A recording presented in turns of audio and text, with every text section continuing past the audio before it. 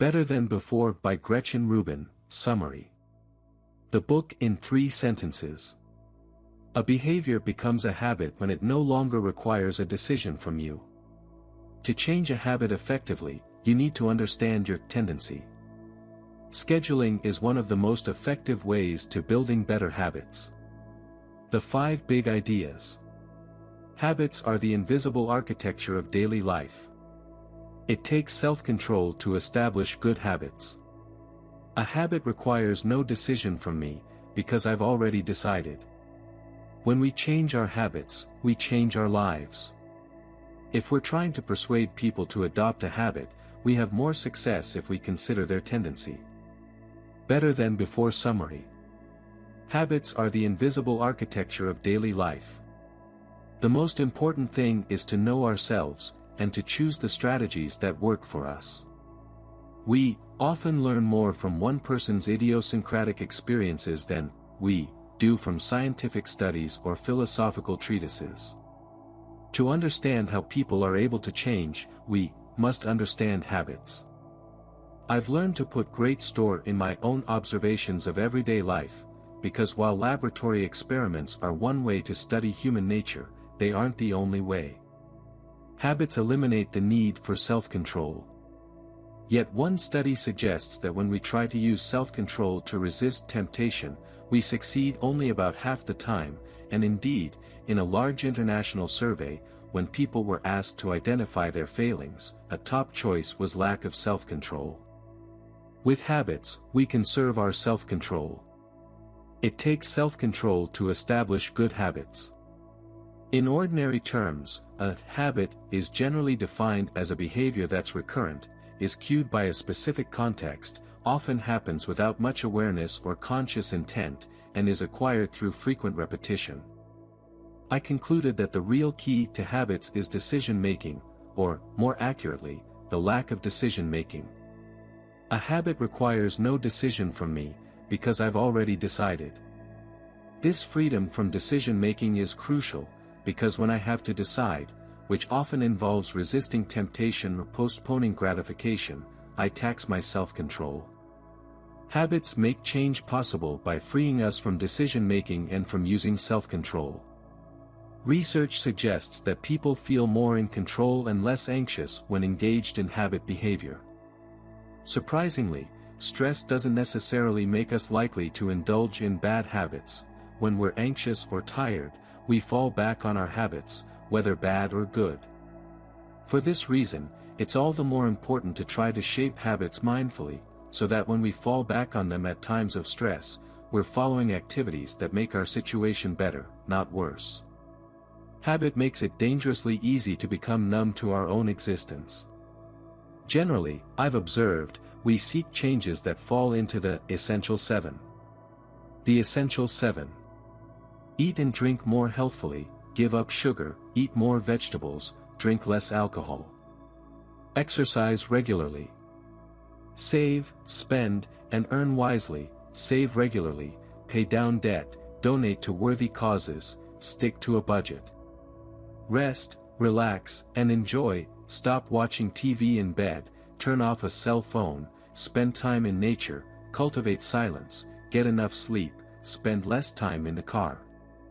Accomplish more, stop procrastinating, practice an instrument, work without interruption, learn a language, maintain a blog. Simplify, clear, clean, and organize, make the bed, file regularly, put keys away in the same place, recycle. Engage more deeply in relationships, with other people, with God, with the world, call friends, volunteer, have more sex, spend more time with family, attend religious services. A routine is a string of habits, and a ritual is a habit charged with transcendent meaning. Habit is a good servant but a bad master. Ask yourself, to what end do I pursue this habit? When we change our habits, we change our lives. We can use decision-making to choose the habits we want to form, we can use willpower to get the habit started, then, and this is the best part, we can allow the extraordinary power of habit to take over. The first and most important habits question is, How does a person respond to an expectation? When we try to form a new habit, we set an expectation for ourselves. Therefore, it's crucial to understand how we respond to expectations. We face two kinds of expectations: outer expectations, meet work deadlines, observe traffic regulations, and inner expectations, stop napping, keep a New Year's resolution. The four tendencies. Upholders. Respond readily to both outer expectations and inner expectations. Questioners. Question all expectations, and will meet an expectation only if they believe it's justified. Obligers. Respond readily to outer expectations but struggle to meet inner expectations, my friend on the track team. Rebels. Resist all expectations, outer and inner alike. Our tendency colors the way we see the world and therefore has enormous consequences for our habits. Upholders respond readily to outer expectations and inner expectations.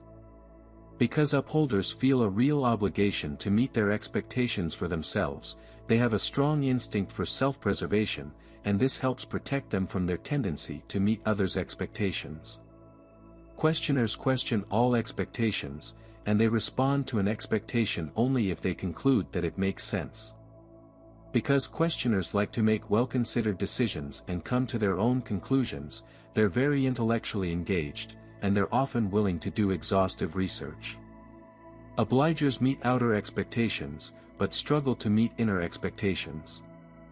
Obligers may find it difficult to form a habit, because often we undertake habits for our own benefit, and obligers do things more easily for others than for themselves. Rebels resist all expectations, outer and inner alike. Rebels sometimes frustrate even themselves, because they can't tell themselves what to do. Knowing our tendency can help us frame habits in a compelling way. If we're trying to persuade people to adopt a habit, we have more success if we consider their tendency. Self-measurement brings self-awareness, and self-awareness strengthens our self-control. A key step for the strategy of monitoring is to identify precisely what action is monitored. Unsurprisingly, we tend to underestimate how much we eat and overestimate how much we exercise. Surprisingly often, when people want to improve their habits, they begin with a habit that won't deliver much payoff in return for the habit formation energy required. It's helpful to begin with habits that most directly strengthen self-control. These habits serve as the foundation for forming other good habits. Habits grow strongest and fastest when they're repeated in predictable ways, and for most of us, putting an activity on the schedule tends to lock us into doing it. Scheduling also forces us to confront the natural limits of the day. Scheduling one activity makes that time unavailable for anything else. Which is good, especially for people who have trouble saying no. To apply the strategy of scheduling, we must decide when, and how often, a habit should occur. Consistency, repetition, no decision, this was the way to develop the ease of a true habit. Scheduling can also be used to restrict the time spent on an activity. Although scheduling time to worry sounds odd, it's a proven strategy for reducing anxiety. The strategy of scheduling is a powerful weapon against procrastination. Scheduling is an invaluable tool for habit formation. It helps to eliminate decision-making, it helps us make the most of our limited self-command, it helps us fight procrastination. Most important, perhaps, the strategy of scheduling helps us make time for the things that are most important to us. Accountability means that we face consequences for what we're doing, even if that consequence is merely the fact that someone else is monitoring us. To a truly remarkable extent, we're more likely to do something if it's convenient, and less likely if it's not. It's not easy, as an adult, to make a new friend. It can feel very awkward to say, "Would you like to get a cup of coffee sometime?" The convenience of group membership makes it easier to become friends. Two kinds of clarity support habit formation: clarity of values and clarity of action. It's easier to stick to a habit when we see, with clarity, the connection between the habit and the value it serves. The fact is, changing a habit is much more challenging if that new habit means altering or losing an aspect of ourselves.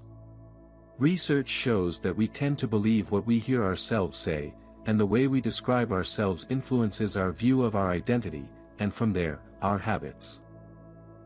Thanks for listening. Please subscribe to the channel to receive the latest notifications. See you soon.